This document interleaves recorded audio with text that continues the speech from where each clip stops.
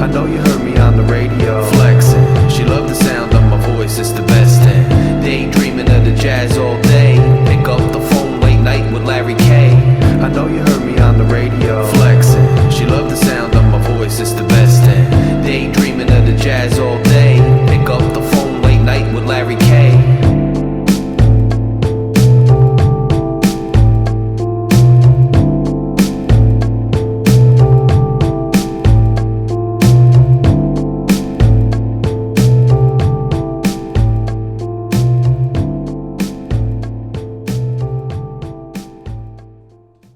Phin-Addict Fury, I'm your host, Larry K. It's great to be with you on this Friday, getting ready for another Dolphins weekend. All kinds of crazy rumors going on with Deshaun Watson and what's going on with the franchise.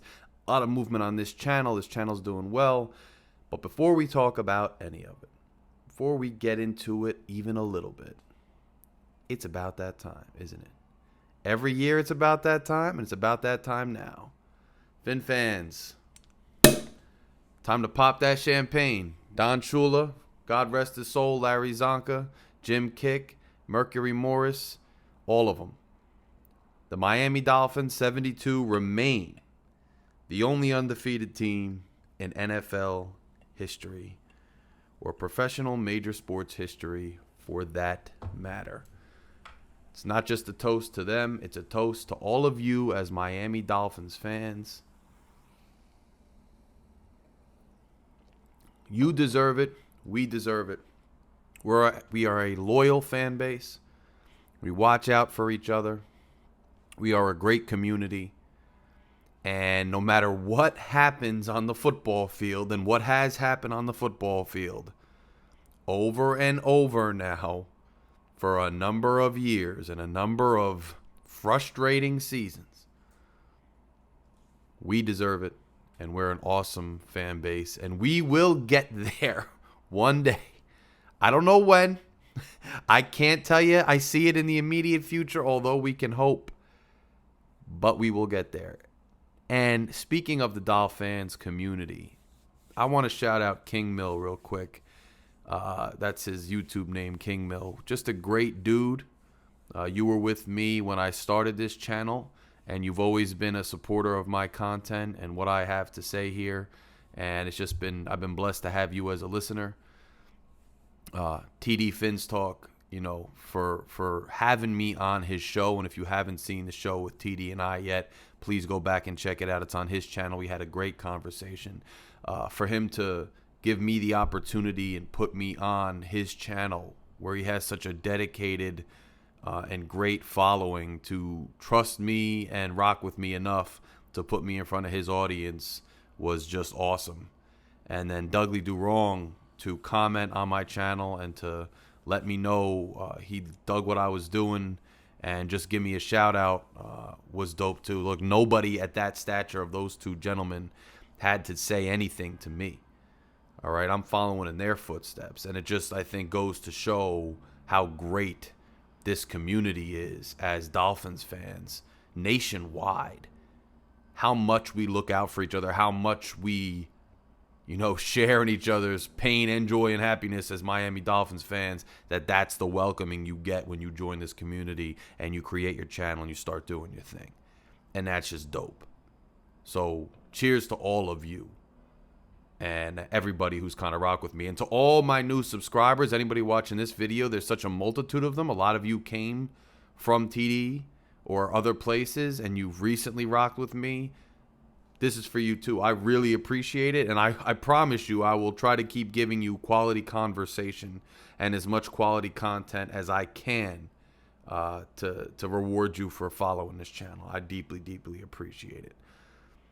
So look, this Sunday, we've got the Buffalo Bills. Throughout Brian Flores' tenure as the head coach of the Miami Dolphins, throughout the Josh Allen era, definitely not an era, with the Bills and the current iteration of the Buffalo Bills over the past several seasons, they have just manhandled us really in every aspect of the game, and we have not had an answer for them. So do I think we have much of a chance this weekend? I got to be honest with you and say probably not. What are we looking for? I don't know. I mean, the season looks like it's trending downward. I had a little bit of I'd say I had a good amount of confidence the last two Sundays against Atlanta and against Jacksonville, but that didn't bear out, and I wasn't rewarded for my optimism. So I'm not going into this Sunday being optimistic at all, I'll be honest with you. What's one thing we can look at this Sunday to try to give us some hope for the future? I'm going to go ahead and say it. And look, by the time you're watching this video, I could be wrong, and maybe I have a subsequent video that already came out after it discussing some blockbuster trade with Deshaun Watson. But I'll tell you what you could look for this Sunday is the continued development and the continued improvement of Tua Tagovailoa. Why do I say that? Well, we have all these reports swirling this week, and I really haven't discussed them because what insight do I really have? My biggest insight into the situation is just my common sense and what I understand about business and the business aspect of football, more so as a fan. So how can I really contribute to the conversation in a meaningful way when everybody's looking for definitive answers from the media as to whether this trade is going to happen or not happen?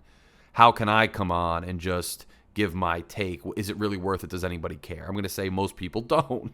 So I haven't come on and I haven't discussed the Deshaun Watson rumors. I've been following a lot on Twitter, refreshing it, like probably a lot of you, refreshing Twitter nonstop, going to YouTube, checking out all the commentators, all the headlining journalists and media personalities in the pro football world to try to get a beat on what I think is going to happen with the Deshaun Watson situation.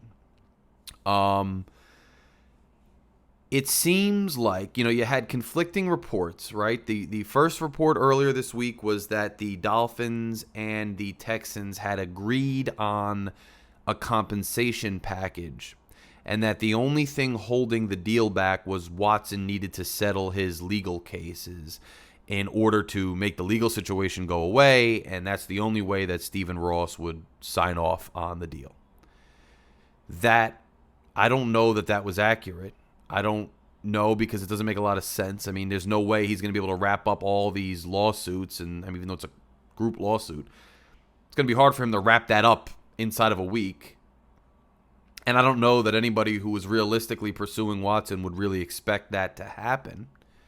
So I don't know if that was true or not. And then you saw later in the week, it was reported that no, despite what the reports out of Houston are about the compensation threshold being met, actually, it's not about some contingency with Watson's legal issues. Actually, the compensation that the Texans want has still not been met by Miami, and until it's met by Miami or someone, and then someone who Watson's willing to go to, this trade will not happen. The Texans will not deal him. And as the week has gone on, it seems as though more and more media personalities are stepping back from their bullish predictions, right? Earlier in the week, late last week, you saw a lot of these media insiders saying that, look, we think it's going to happen. We're not sure when. We're not sure the precise day. We think it's Miami, and we think it's definitely going to happen by the trade deadline, November 2nd. Now you see a lot of people throwing in, but it might not happen. But just saying, there's no guarantee it even happens. If it happens, Miami. But now TD did an excellent kind of front-to-back analysis, a synopsis of what he thinks has been going on, i.e. that Miami wanted Watson from before last year's draft, that he wanted Miami, that the legal situation complicated that and got Miami to kind of lower their price and step back, and that Houston was not happy about that. And he goes through an entire timeline, very detailed, passionate in the way that he is, and I recommend highly that you go listen to TD's broadcast where he discusses that. I'm not going to rehash what he said, but I agree with most of what he said because it makes a lot of sense. So what do I think's happening now? I don't know who's leaking what. I think what's going on is Miami, I don't think that Ross is going to sit there and tell the young man, you have to settle your lawsuits or you can't come here. I think there might have been some sentiment conveyed from the Miami Dolphins camp to the Watson camp that we do expect you at some juncture to find a way to settle these accusations. Whether you want to look bad or not, you've got to get this out of the way so you can continue your career. We don't want to deal with this in perpetuity. And we don't want you going down fighting, even if you are innocent like you say you are, because you could drag this thing out and drag the uncertainty out and just cast a cloud over the team. Now, is that right morally? If the man's claiming he's innocent and he wants to clear his name, is it right morally to push him to settle something when he doesn't want to? No, it's not. Is it right to just want to make this go away if he's not innocent and the victims are telling the truth? No, it's not. They deserve their time in court. They deserve their justice from what he did to them. Either way, from a moral standpoint, no, it's not ideal that Miami wants him to resolve these issues as soon as possible. But from a business standpoint, from a football standpoint, from an organizational standpoint, it's completely understandable that they'd want that. But do I think that Stephen Ross is sitting there right now with the weekend approaching and the trade deadline in a few days saying you have to resolve them now or I'm not trading for you? No, I don't think that's what happened. No. Do I think that the legal situation and the Miami Dolphins and Stephen Ross and Chris Greer and the organizational perspective on the legal situation has something to do with why the trade hasn't happened and also has something to do with the compensation issue that we keep hearing about? Yes, 100%. Here's why. I think Miami is cognizant of the fact that the legal situation is still hanging over Watson's head. Any asset that you're going to go get, I don't care if it's anything. It could be a car, right? If you have a car and the title's brand new and you know it just got drove out of the factory, the price of it is higher. You're willing to spend more because you know for a fact that that car is going to last you longer, that there's no prior problems with that car. Now, if there's a car that you really, really, really want and it got low mileage, it's the style you want, it's the interior you want, it's the paint color it's everything. But on Carfax, you see one indication there was an accident and you're not sure whether that accident caused serious structural damage or not, you're not going to pay as much for that car. Now, I'm not trying to dwindle down a human being, one of the most talented athletes of our time, into an inanimate object like a car. I'm just trying to give an analogy here. I think what's going on is both sides are playing chicken with each other as the cliff that they're playing chicken with, or the oncoming Mack truck that they're playing chicken with, is the trade deadline. They are both waiting for the other one to blink. Houston is waiting for Miami to offer more for Watson just to secure him before the deadline and get it over with. And Miami is waiting for Houston to say, I don't want to deal with this for another several months or months. I don't want to keep this up. I'll just deal him for the price you're willing to give me, because if this goes the wrong way, I'm not going to get anything for him. And they're waiting for each other to blink. Now, it's a risk for both sides, right? Because say it comes out that there is some validity to these accusations against Watson. He gets suspended for a year or indefinitely. Or worst case scenario, he gets a criminal conviction. He's out of football. Well, then Houston's out of luck. They could have got some decent compensation. They're not going to get anything.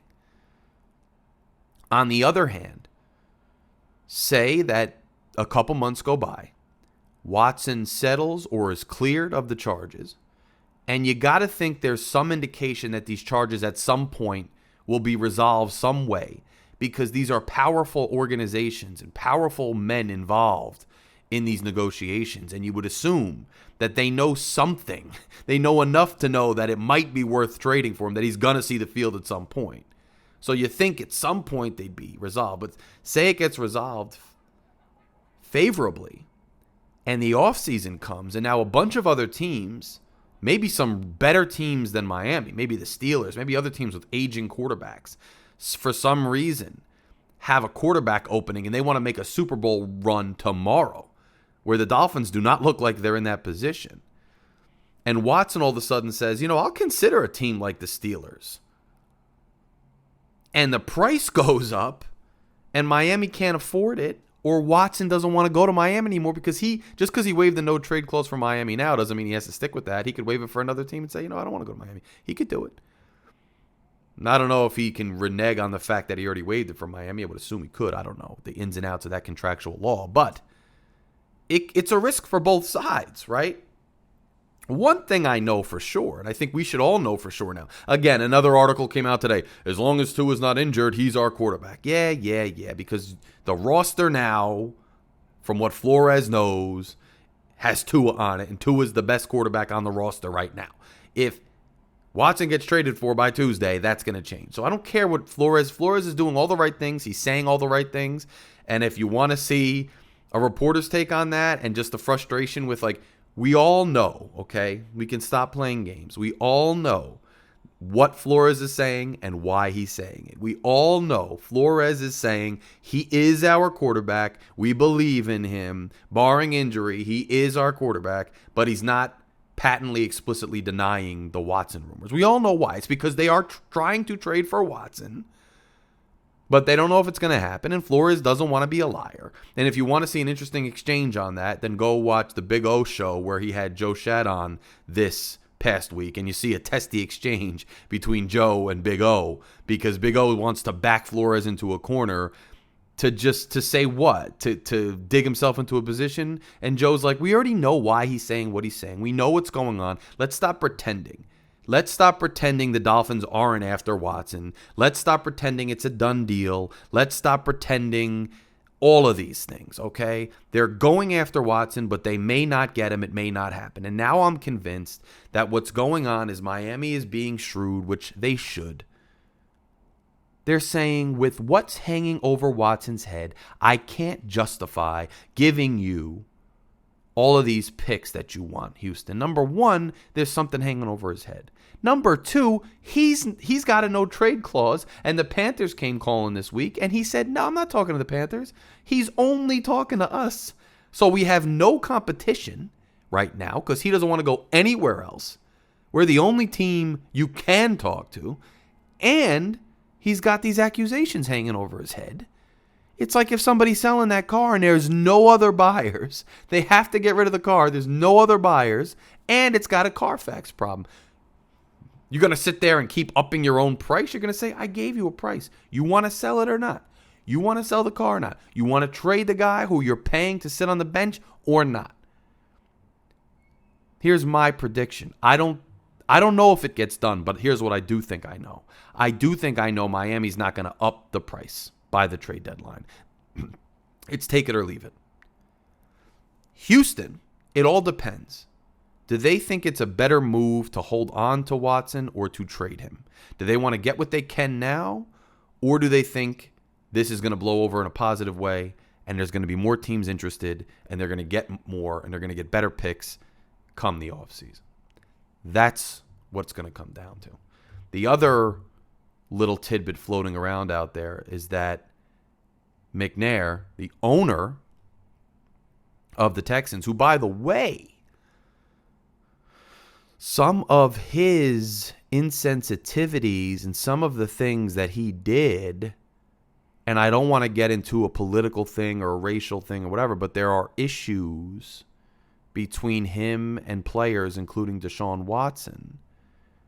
And the rumor is, and there was a new report this week, that part of it is that McNair doesn't want to just deal Watson. Remember, when he first wanted out, they persisted in saying, we're not looking to trade Watson. We're going to make it work. We want to have a meeting with him. We don't want to let him go. And now that they know he's never going to play for them again, now they know they have to trade him, but I don't know that McNair's in such a rush to let Watson go to the team he wants mid-season and go be on his way and have a great life. McNair, there might be some sour grapes there between the Houston organization and Deshaun Watson, where they don't feel necessarily compelled to let him go to where he wants to go unless the price makes a ton of sense for them. There might be a little sour grapes and spite there, to be honest. And when you look at it from the Texans' point of view, do they have a ton to lose by keeping him? Let's be honest. Unless they think the accusations are seriously going to land him in jail and they're going to be out of any assets.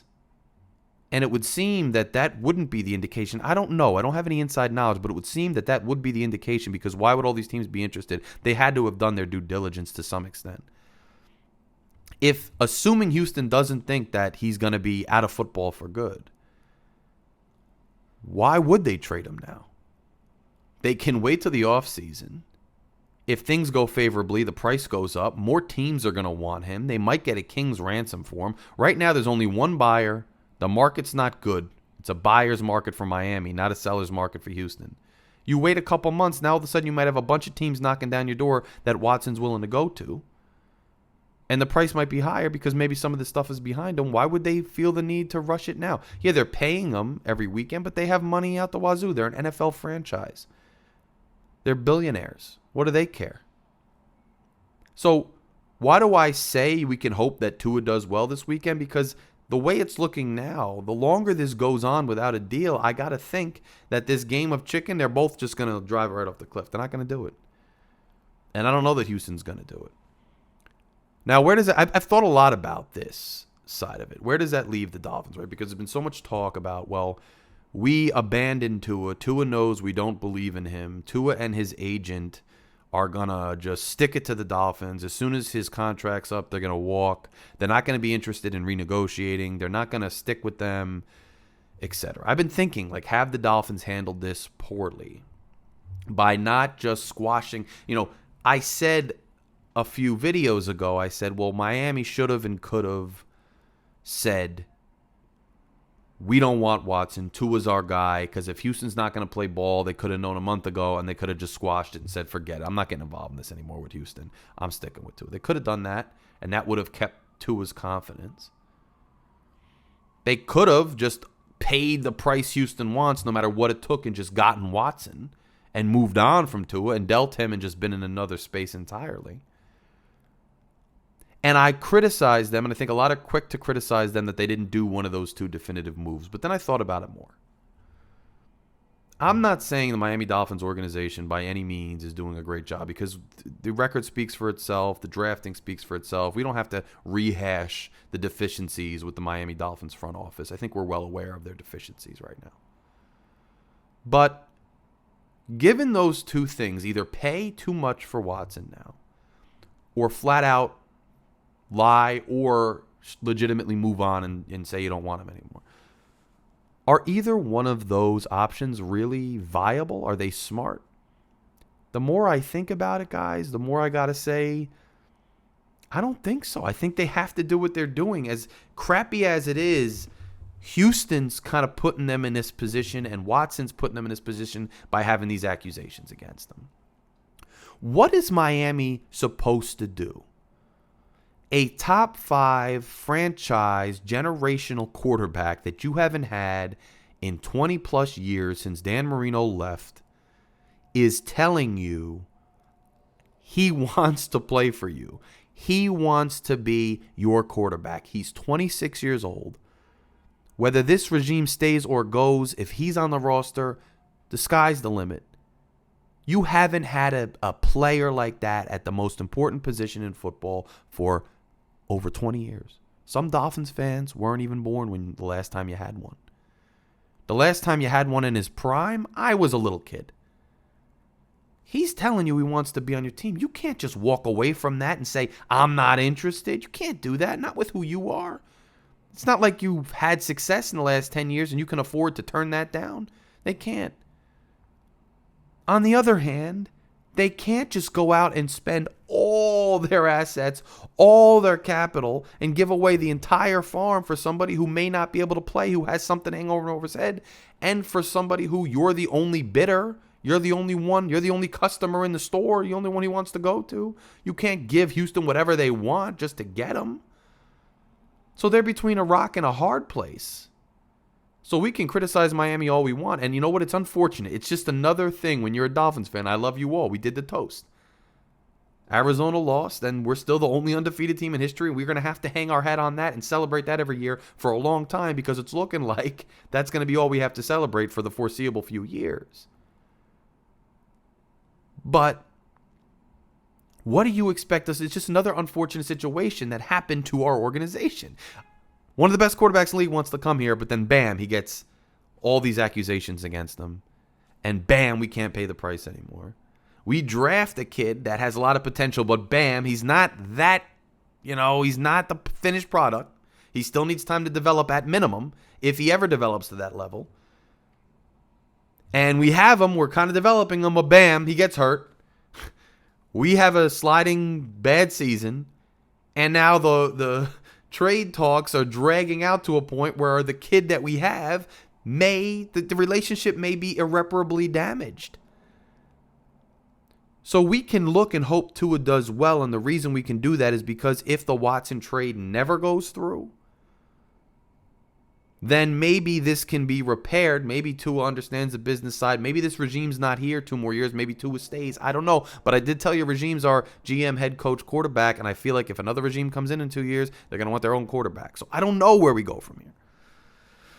But I guess you could hope that Tua does well this Sunday and Tua does well the rest of the year. So maybe say somebody else swoops in and takes Watson. Maybe we have a great year next year and, winning cures all and good times cure all. And maybe Tua and the front office kiss and make up with a good season next year. And maybe we live happily ever after with Tua. Maybe he becomes a top 10 quarterback and we're contenders. Is it likely? No. And it's not because Tua is not likely to be good. It's because the front office is unlikely to make enough right moves to put the pieces around Tua to, even if Tua develops, become a contender. I mean, I'm just going to be honest with you. I'm being objective. I'm not being a hater. I'm not being a downer. I'm not trying to be a bad fan. I'm just being honest with you guys. It's unlikely to happen, but it is what it is. Now, the other reason we want Tua to do well is, say we don't, and by the way, if we don't get Watson by November 2nd, that doesn't mean we're never getting Watson. Just means we're not getting him this season. So I know when it doesn't happen, all the people who wanted Watson are just going to throw in the towel. This franchise is a joke. We can't do anything. We're never going to win. And then all the two-and-ear people are going to say, oh, yeah, see, I told you. They never wanted Watson. Thank God it's over. Tua's our guy for the next 10 years. He's going to be a superstar. He's going to be number one. He's second coming to Dan Marino, blah, blah, blah, blah, blah. Neither side is true. Neither side is true, okay? If we don't get him by the deadline, he's still going to get traded from Houston at some point. At some point. And even if he winds up settling these cases or something, and then he gets like a 6-game suspension, a season suspension, whatever, he's still going to be young. He's still going to play for somebody. Now, I'm not making a moral judgment. I'm talking about football. Michael Vick, it's despicable what he did. He was convicted. So he's not innocent until proven guilty anymore. He was proven guilty. He's guilty. He did a federal prison sentence and still played football. So I'm just saying, Deshaun Watson is going to get traded at some point. And unless he's convicted of 22 counts of serious crimes, which he still may be, and then that's the only way it's not happening. Unless he's convicted and he's going to do a huge jail sentence till he's out of his prime, the truth is he's going to get traded.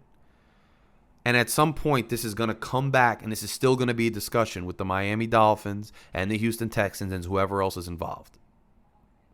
But we can hope Tua does great for the rest of the year because, say Tua lights the world on fire, and he's looking like one of the best quarterbacks in the league by the end of the year. And Miami has a second half of the season the way they had a second half of the season Brian Flores' first year, and they're on the upward trajectory all of a sudden again, and Tua's looking great. He's looked really good the last 2 games. Say Tua goes out and does well Sunday and then continues to do well the rest of the season. Well, now, even if we're involved in the Deshaun Watson sweepstakes, even if some of us still acknowledge that Deshaun Watson is a once-in-a-lifetime generational top 5 quarterback, top 3 quarterback, we still know, hey, we have another top 10 quarterback in Tua. So if we don't get him, oh well, we don't have to sell the farm to get him. We can let another team get him and give up everything. We're good with Tua. And then whether this regime works out or not, maybe we keep Tua, and then we still have a top 10 quarterback, which we still haven't had in a long time. So I guess my silver lining here in talking about all these things is, look, could the trade still happen? Yes, it could still happen. Will the trade happen? I don't know. To me, it depends on if one side blinks. Is Miami just going to say, we want him desperately, we're going to pay you a little too much, given the situation? Or is Houston going to say, all right, we were on the brink, trying desperately to get you to up the offer. You didn't. We got to get rid of him. We're done. Just take him for the picks. That could happen. And honestly, with the way this league works, just like politics with deadlines, it might not happen until Monday at 2 p.m., 3 p.m., right before the trade deadline. It might not. But it might not happen at all. So I guess the silver lining in a rough season, in a season where we haven't gotten to see our young quarterback very much because he was hurt for a bunch of games, where these trade rumors are a constant distraction, that's all anybody wants to talk about across Dolphins Nation, where that trade that everybody's been talking about all year might not even happen at all anyway, and where we're going to go play a division rival who was at our level a few years ago and is now a Super Bowl contender, and we are once again a bottom 5 team, and they're probably going to punch us in the mouth and smash us again. The one silver lining is, let's hope Tua goes out and balls again. Let's hope Tua continues to ball out. Let's hope Tua continues to look good. Let's hope the kid keeps developing. Let's hope the kid has a competitive edge to go out and prove that everybody's wrong and that all the doubters, including somebody like me, is wrong. Let's hope I'm wrong. Let's hope we've been wrong. And let's hope Tua goes out there, lights the world on fire, and gives us something to hope for the future. That's all I could say. If you like this, go ahead and subscribe. Click the like button. If you didn't like it, click the down vote, whatever. Throw me some comments. Talk to me. Share the videos with your friends. If you have a podcast of your own, if you have a YouTube show of your own, football of any type, any team, any sports talk, and you want me to come on, you want to come on to my show, reach out to me. I'm always looking to collaborate. It's been a pleasure being with you this Friday. Fins up. Let's try to win Sunday. Let's hope for a miracle. If not, let's have a good showing. And if some crazy news breaks and this Watson deal goes through or some other big deal, because we might trade somebody else. If some other big deal goes through, then you'll hear from me. Now, on Sunday, I'm going to be out of town. I'm going to try to do a video for you. Maybe not with the right, in the studio with the right audio equipment or whatever, but I'll try to put something out after the game. And either way, I'll talk to you Monday the latest. And that's close to the trade deadline. In the meantime, I hope you all, no matter where you are in this country, if you're across the pond in the UK, I know I got listeners over there, wherever you are, enjoy your weekend. Make sure you pop some champagne. Make sure you have a little sip and pour out a little for the late, great Don Shula and for the 72 Dolphins, because we still have that claim. And for right now, we're going to proudly hang our hats on that. Subscribe, and I will talk to you soon. This has been Phin-Addict Fury, and I've been your host, Larry K. Talk soon. I know you heard me on the radio flexing. She loved the sound of my voice, it's the best thing. Daydreaming of the jazz all day.